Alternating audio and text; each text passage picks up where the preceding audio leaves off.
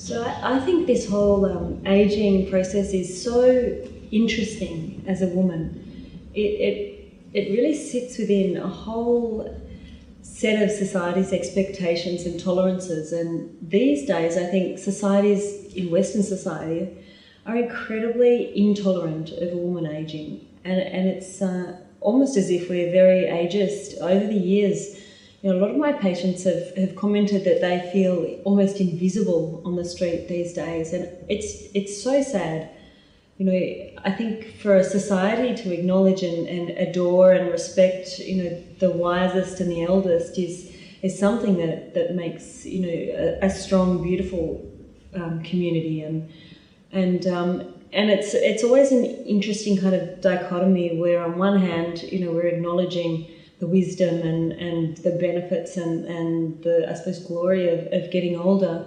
And then on the other hand, we're trying to make these changes to prevent the external part of ourselves from getting older. And in a large way, I think we're driven by society's expectations. And these days, women are not permitted to be vain.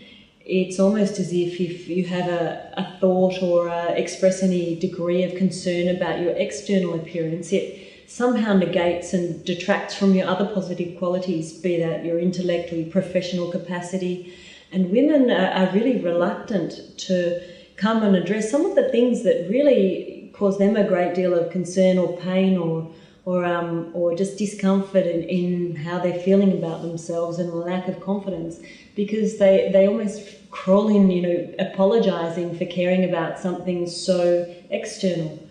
And, I think that we underestimate how much our external appearance is important to our own sense of self and self-esteem and where we fit within our work, our professional role, our role in society in general. And these days, as women are working well into their sort of 60s and 70s and competing against younger women for the same kind of roles, I think that they feel a lot of extra pressure to maintain a youthful appearance. And but on the other hand, the look on someone's face when you can actually restore part of who they are and were and make that sort of gel with who they feel they are on the inside is, it's just gorgeous. They walk out with their head just a bit higher and a little more self-esteem, and to be able to do that for someone is really just such a privilege.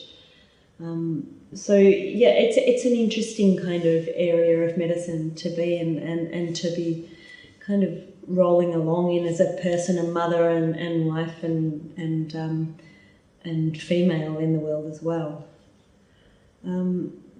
So it's also a really interesting concept of what is beautiful. I mean, for me, I meet the most beautiful women, and I'm not talking externally. These are incredibly intelligent, articulate, artistic, gifted women. Women who are beautiful mothers, grandmothers. They've seen everything. They've travelled the world, and for me, that's their beauty. Beauty on the outside is a much more subjective kind of society-driven, transient thing. We're kind of, I think, a little bit brainwashed by beauty editors and Photoshop and manipulation, and what we see is not reality these days. And I think a lot of people are aspiring to something that's really quite surreal and doctored, and really what is beautiful. It can be cross-cultural, but it's also very society-dependent. But in general, the more ovoid face, high cheekbones, large eyes, an evenness to skin tone, all of these things cross cultures and are widely regarded in a lot of cultures as being beautiful. But I think it's actually the more individual characteristics, the quirky little asymmetries that can take someone who's attractive to beauty.